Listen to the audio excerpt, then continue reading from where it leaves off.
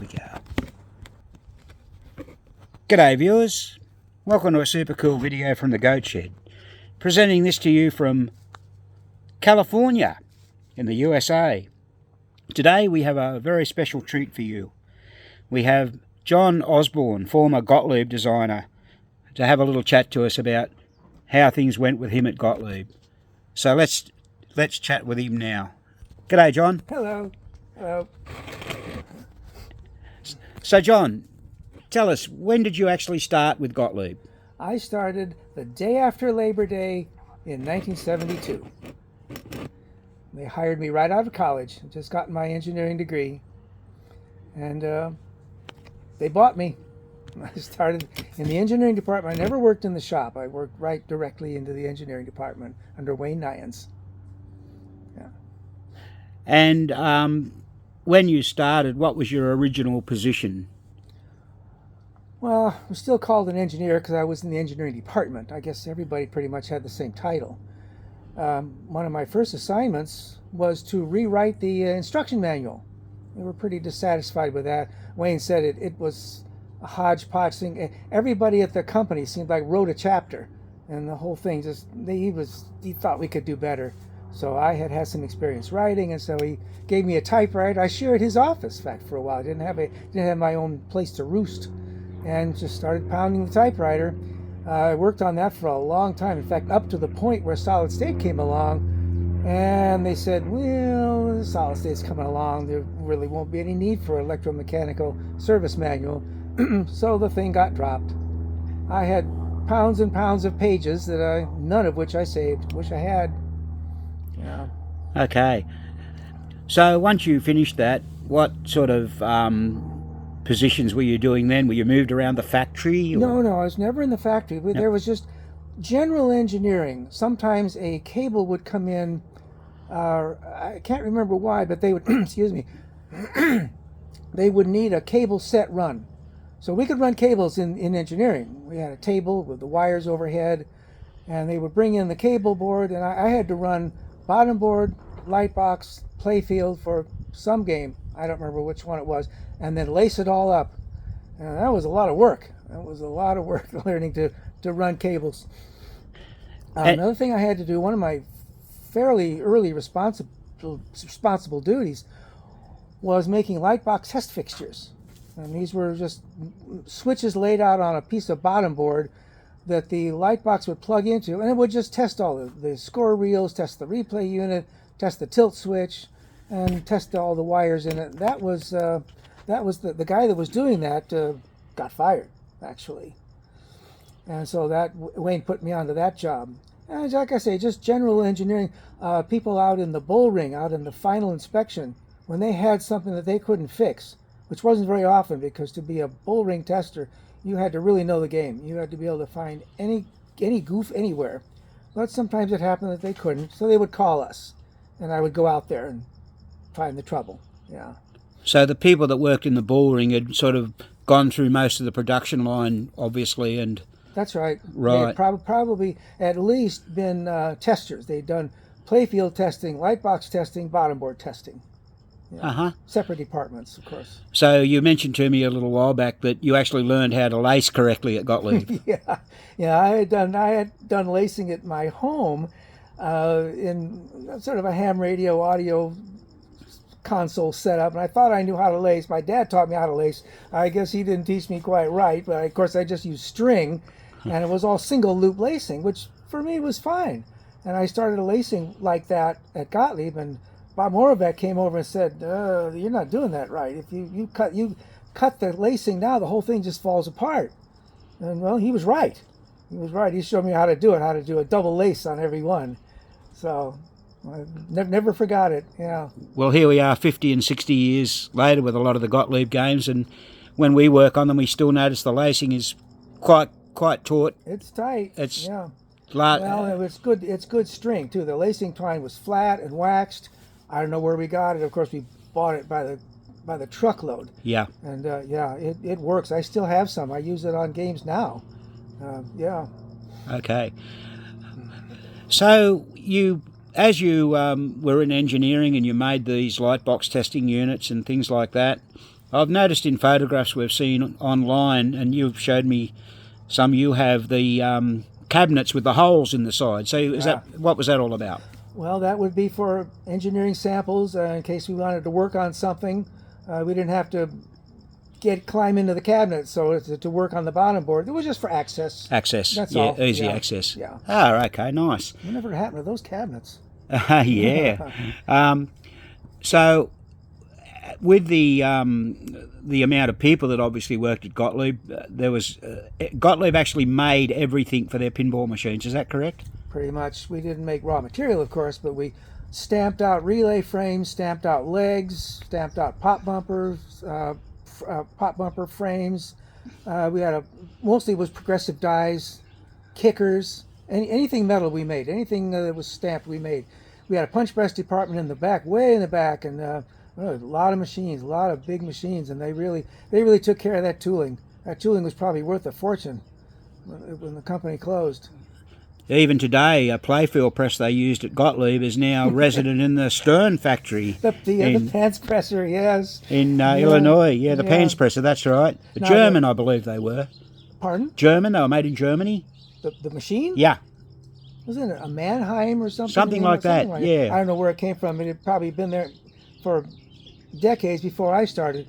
Now, the pants presser is really just for Playfield spotting.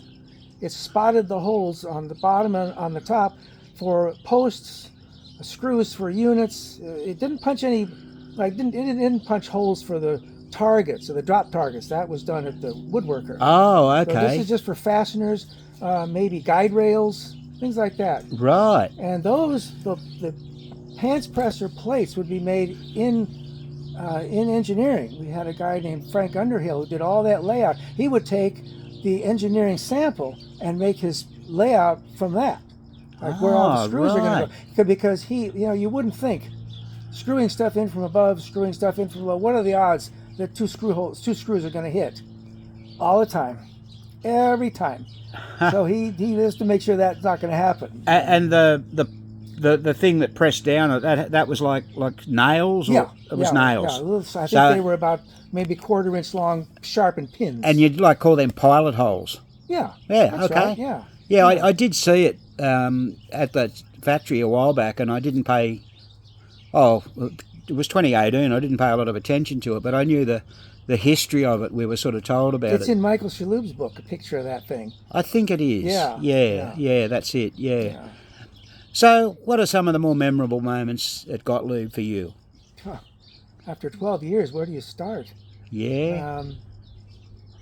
All right. Well, let's talk about what year? What was the first machine you designed that got produced? Okay. Well, leading up to that, I would play games that Eddie had designed, Ed Krinsky, and Wayne wanted me to play them and see what I thought. Well, sometimes I thought, what couldn't we add a little feature over here or change this a little bit?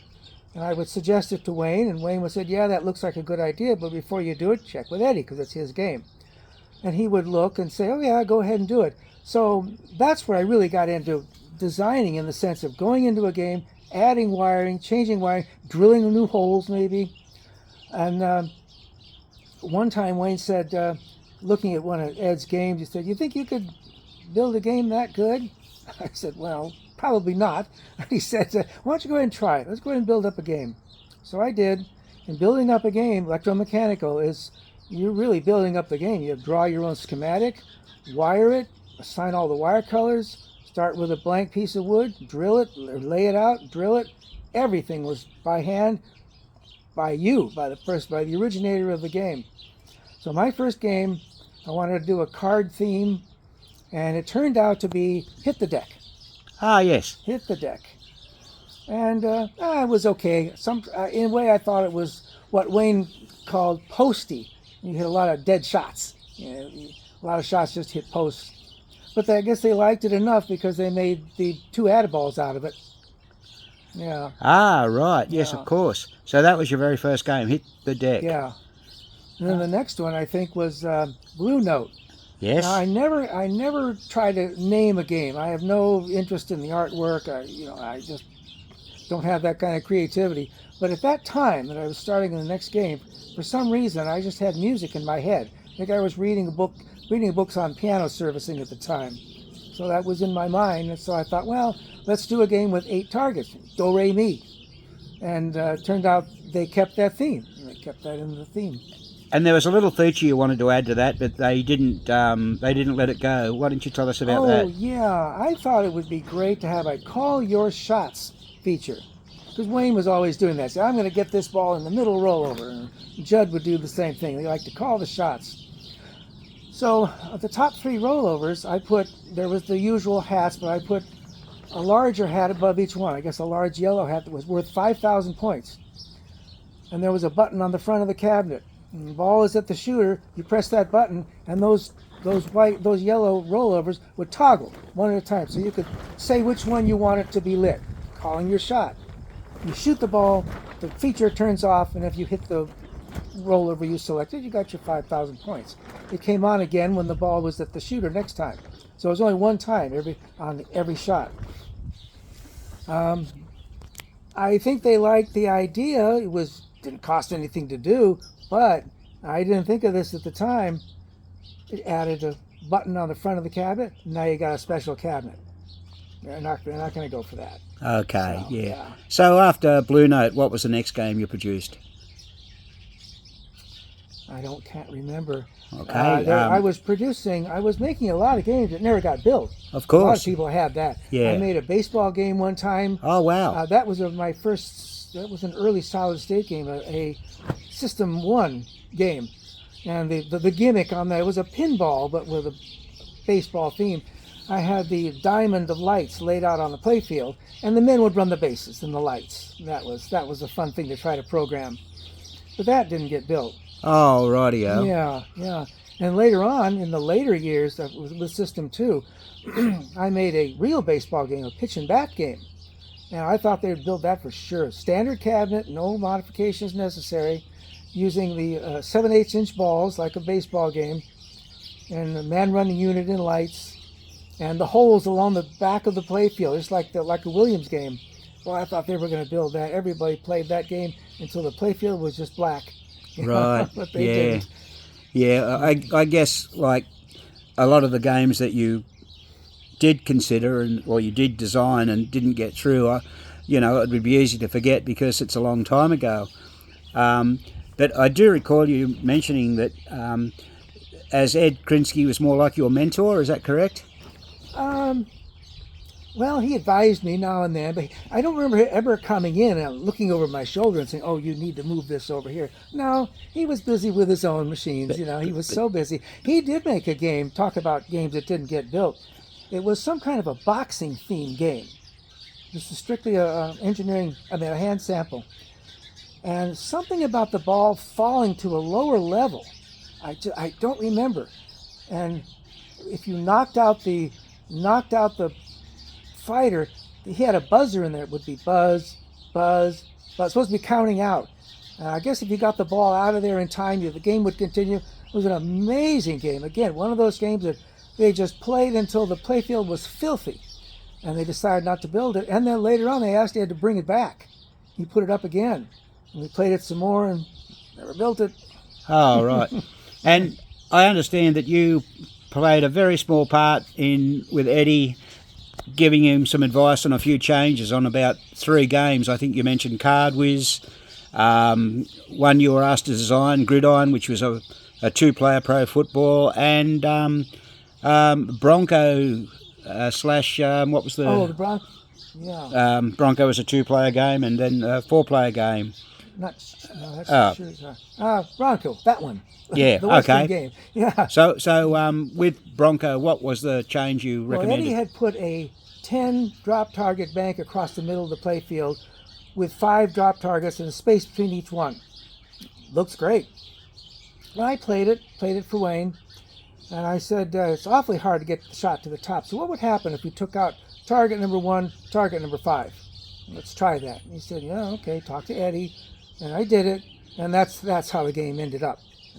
Well, there you go. Yeah. So they accepted that. And you mentioned Card Whiz slash Royal Flush. There was something else you... Yeah, there's a kick-out hole on that game right about in the middle of the playfield on the right side. It really didn't do too much. It was special when lit. I think it was 500 special when lit. Well, I thought we should do something with that. Let's goose that up some. At the top of the playfield, behind the drop targets, there's 3 rollovers. It's a 3-number sequence. So, excuse me, I suggested let's take that sequence and put a hat for each number in front of the hole. So the hole would either be 100, 200, 300. So it would change value some, add some excitement. They let me do it. So I wired it in, drilled the holes, and put the hats in and wired it in, and they liked it. So the game has that today. It certainly does. It was lucky. And there's a bit of a story to pro football. I believe Wayne asked you to design a 2-player version of that. And there was something that you just didn't like about pro football. Well, the first thing I asked him, I said, can I use a 4-player light box? Because each player has 2 score sets in that thing. And I said, no, it's got to be in a 2-player. So, okay. We jammed wires and relays into that thing. But the original pro football had what I thought was a serious design flaw. The out rollovers, not by the flippers, completed the touchdown. It gave you your six football scores and ran the little football player up the playfield on AS relay. But if the ball ran out while the motor was running from your having hit something else, you got nothing. You got 0. I thought that was a real cheat. I really didn't like that, because sometimes those 6 points could mean the difference with a replay. So I said, if I ever get a chance to do that, I would never design a circuit like that. Well, here comes Wayne and says, make me a new pro football. Or a gridiron. So when I did it, I put in a delay relay so that wouldn't happen. Didn't ask anybody, I just did it. And it wasn't until the end I told Wayne. Wayne didn't care. He thought that was a good idea. So if the ball runs out, hits that rollover while the motor's running, there's a delay, the motor comes around again, and then the out rollover relay drops in and gives you your score. And I think that was a machine that caused you to have a personal injury. One time, it was in the showroom. I got so angry at it, I actually kicked it slightly, which is not my way at all. Got a bruise on my shin. Wow. Yeah. I guess there's so many wonderful stories and with the people that were at Gottlieb, and so many great memories for you there. So many people. Of course, not everybody looked at that company as their lifelong employment. You know, not everybody was there forever. People came and went. He has people leaving engineering. But, it's funny. So many people did stay, though. We had a 25-year anniversary party every year. So like a formal dinner dance. And it was amazing how many people there got the 25-year award every year, you know. Oh, you got like a lapel pin. Yeah, or was recognized as you've been, at least like 30 years, 35 years, some of these people. How many of them were there? On the other hand, when I hit my 10-year anniversary, nothing. Did Gottlieb still own the company at your 10-year anniversary, or had it changed hands? Well, that would be 83. Well, 82 rather, it would be 82. They were getting near the end. I think we were Solid State, of course, System 2. Probably maybe Boyd Brown was president. It was definitely Columbia. Maybe by then it was Coke, and Gottlieb was getting smaller and smaller in this, galaxy of companies. Yeah. So you were there till 84, is that correct? That's right. Right. February So of a 12-year tenure at Gottlieb, and a great part of your life. Oh, yes. I liked it. It was a lot of fun. And you even met your wife there. Yes. Well, not quite, was it? Well, not quite. A guy in the maintenance department who I knew quite well, he said, hey, you want me to fix you up with somebody? My girlfriend knows a girl that was, wanted to meet somebody. So the 4 of us went out to dinner one time. It was a blind date. And we hit it off. And it turned out, just coincidentally, the next day or so, she was going to start at Gottlieb, working in inventory. Just coincidence. And she did. Of course, that gave me a chance to see her every day at work. The rest is it. It's a pinball romance. Oh, there you go. That's a wonderful story. Well, I guess one question that a lot of our viewers would like to know, out of all the games you designed, what would have been your favourite? And probably more to the point, you don't have any of your pinball machines in your personal collection. No, I do not. What would you think you'd like to add? maybe a Strange World. Strange World. Strange World, I like that. That's one of the games we're just trying to think about. Yeah. That is a good game. It's got some I was looking for something unusual. You're always striving to be, catch the eye of the player. Yes. Try something different. And, given the fact that we didn't have too much latitude in building new units, didn't want to spend the money. You had to use more imagination than hardware. Yeah. Well, I must admit, one of our friends has got a Strange World, and he loves the game. And I'm pretty sure I gave you a photograph Yes. standing near it. Yeah. But yeah, that's a bit of a great insight. So the one game though, I did put a new unit on, something I've been thinking about for years, somehow to roll the ball under the playfield and then pop up. Of course, now that's old hat. And this was Volcano. And I realized that if you took the ball return, it's under the card holder, and it has that knee, you straighten out that knee, and you've got a nice track. And I tested this. I made a small piece of playfield, cut a rectangular hole in it, mounted it underneath, and will that thing be strong enough to kick a ball up the ramp and out onto the playfield? It worked perfectly. And so the prototype game had 2 holes at the top of the playfield. And just to disguise them a little bit, I asked somebody in this tool room if he could make me the old-fashioned hole flaps that covered the bottom of the hole. So you have these 2 holes up there. They look like kick holes. And they're covered from underneath. And every time somebody come in from management and play, the ball gets in that hole and disappears. It just drops out of sight. And a few seconds later, out it comes down the playfield. That's the kind of surprise that you want to give a player, And not that I play a lot of the modern games, but I have noticed that some of the modern games actually do something similar to that today. Oh yeah, that's but they come out ramps and all sorts of things. Yeah, but to me, they kind of the game that went out the door was not what I envisaged. They made it a multiball, and that game is not what it could have been, because they put a flap over that exit hole. That's where the balls would rest until they started to kick out. Right. That's not what I designed. I wanted leave that open, because you could flip the ball into that exit, and it was like a sock in the mouth, the ball going down that ramp and then kicking right back out. Right. But when they put that pitching flap over it, sometimes the balls would get stuck under that thing, and that was at a time when, once you submit the game, it's kind of out of my control. Okay. And I think in Eddie Krinsky's day, that would never be allowed. Krinsky would never have put up with that. Right. But this was a different company, different time. And every designer had their own little touch they used to like to make to it. Yeah. I think Krinsky designed some really, like those baseball games, the complexity of all those with the man on base circuitry and stuff like that is amazing.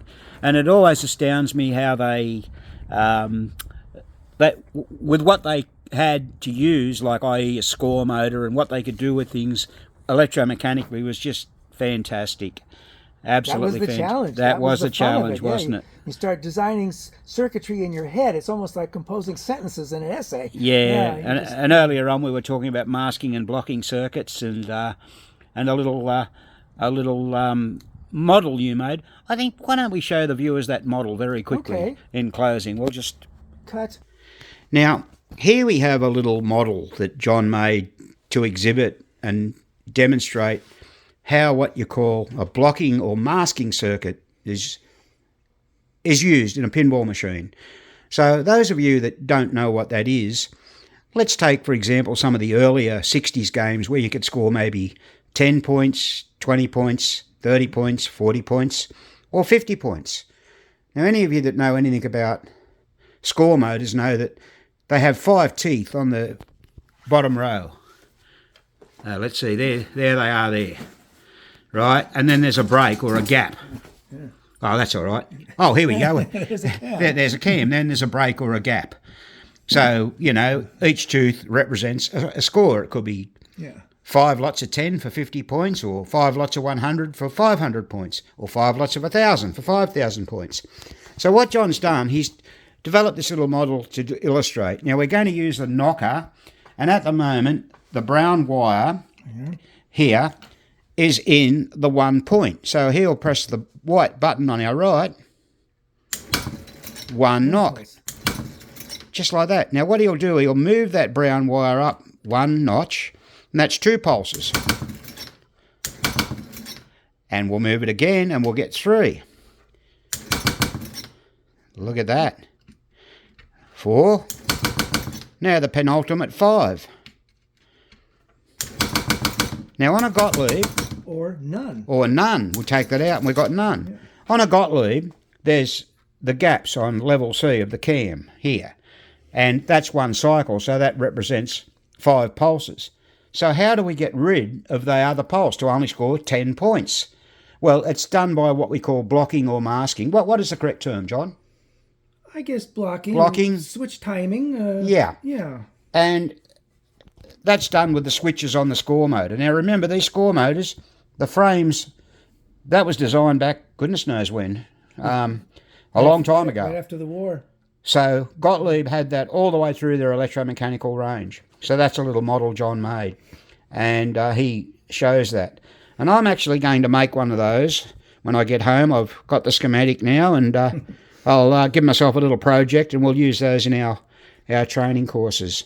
So earlier on, about 3 or 4 weeks ago, we made another video, and just in closing, we'll go out and we'll show you a quick look at John's games again. Right, now we're back in John's games room now, and there's John standing next to a machine that he actually built from scratch and designed in 1972 in his final year at college as his engineering project. Is that correct, John? Yes, it is. Now, it's called Southpaw simply because John is a left-hander, hence a Southpaw. And he's used a bingo cabinet, and the ball shooter is on the left, hence, once again, Southpaw. Now, it's got really big score reels in it. What were they off, John? A ball bowler. One of the biggest ones I could find. Yeah. Yeah. Yep. And you can't quite see it, but down there, it says cheat. That's the tilt, hey? That's pretty cool. Yeah. So there's the game. It's got a mixture of Gottlieb, Bally, Williams parts in it. Got Williams flipper coils. And, you know, for someone that really didn't know a lot about pinball machines and eventually became a designer, that's fabulous. And I thought that just well worth looking at. Now let's just have a quick look at some of these other games here. We've got Chicago coins. What is it? Sally. Here's this game Sally. I've had since 1960. Wow. Bought it for $10 when I was 12. Wow, there you go. He's got a Gottlieb Rainbow.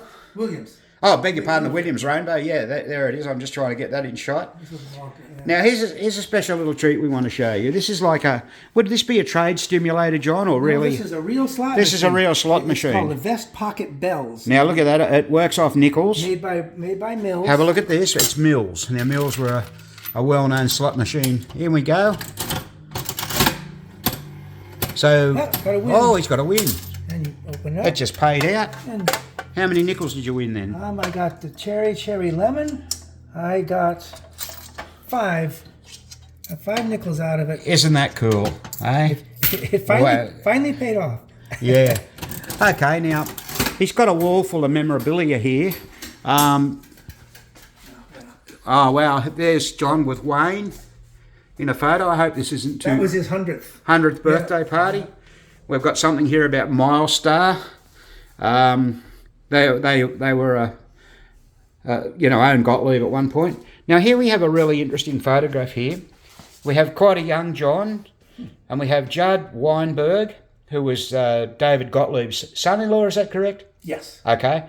We have Wayne Nines, and here we have Jim Magnum and Harry Mabs. That photo was taken in 1947. There's Wayne himself in the old North Costner building, and this game just here behind him, can you read that? It says Monkey Shines, which became my favourite game, Tropic Isle. What do we got? Oh, look who we got This here. is a picture that I just got from the Gottlieb files. I don't know what it was for. It was a close-up of a bumper and a ball. I thought that was a great picture, but I don't know what it's for, but I rescued it. Okay. And this, of course, is Laurel and Hardy Laurel and Hardy. This is a Genco Follies. Wow. That's the game to get now. And here's an award you've won at the Orange County Fair. I took the games down. It was in the hobbies department. And they liked. I set them all up so they could be turned on all at once, and they would look like they were being played, but you couldn't play them, of course. Right. They were set aside. And here's an article up here that you've done. Yeah. That's cool. What else we got? Challenger. That's an engineering. And your engineering in It's Gottlieb? dated. See, yeah. June 10th, 1970. Yeah, wow. Yeah, just a picture that I happen to have. And there is our host, our interviewer. And that was taken at our Pinfest a couple of years ago. I sent that to John. Yeah. And there's his Hit the Deck. Oh, yes. And his Strange World. And we've got some sort of random photo here, have we?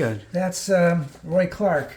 Okay. Western theme. Okay. And who have we got over here? We've got a... This is a oil painting done by Harry Mabs. Wow. He gave it to Wayne, and Wayne gave it to me. And who we got here? This is David C. Rockola. Okay. Yeah. Nice. Famous for pinball machines and jukeboxes. Yep. Wow. There's the man. Okay. Well, one other thing over here, this picture here. This one? This is the new daily races, the second one ball that got remade after the war, the only one after the war. And Straight after. Yeah. Because there was daily races before, and then after the war was new daily races. Okay. So I saw this at a show. In fact, there's my one ball that I ended up buying. Wow. I wanted to get a picture of it, and so I took a picture, and one time I showed it to Alvin, and I asked him if he would autograph the picture. Oh, it's a right. Gottlieb game, so that's his signature. And one thing, we made a video earlier on, which a lot of people have seen, but this machine, I couldn't show you a lot about it at the time, but I want to show you this. This is a rolling ball machine. Is that what you call it? Down. Roll down. This is Tropicana, I suppose, by United. Now, it's a bit hard to see here, but there's a bar across there, and there's 5 balls in there, and we're going to grab hold of... Let me do you hold the camera. Yeah. Okay. We're going to get hold of a nickel, and we're going to put it in the coin chute. Notice. And what's going to happen, we're going to start the game, and there's a little lever there, or lever.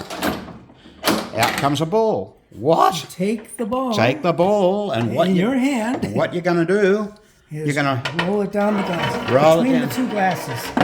Down it goes, and out it comes. We didn't do very well then, No. but...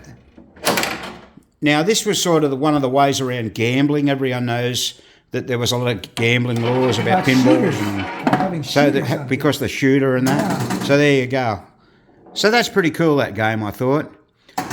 Okay, and then we're just to the right. We've got Gottlieb's Crisscross. I think that's a Wayne design machine. I think so. Yeah.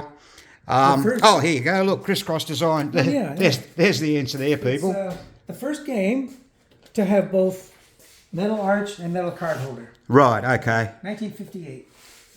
And here we have a Turf Kings. This is a one-ball game. This is one of John's favourite games, is that right? Traditional one ball. Traditional one ball. 1950. And this is a little unusual because it's convertible. It pays out replays or cash. Okay, it's a payout machine. Yeah.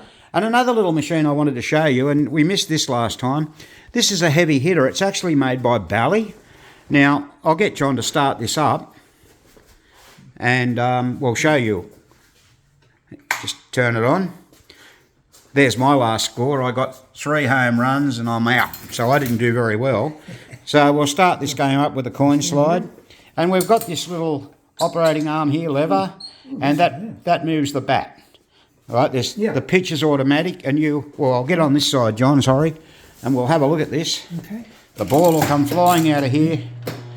Oh, yeah, there we go. The move around. We'll just do it again. Oh. Sorry about the reflection. Ah, well, there you go. Having good luck with this today. Oh, we got another go. Never mind. Okay. Well, no, wait. You can't walk away from Can't this. walk away till you get it. Oh, there you go. We got a triple. So there it goes, around and around the base. Hopefully you'll get another run in a minute. Oh, he's out twice. Oh, home run. Home run. Look at that. Isn't that cool? Okay. All right.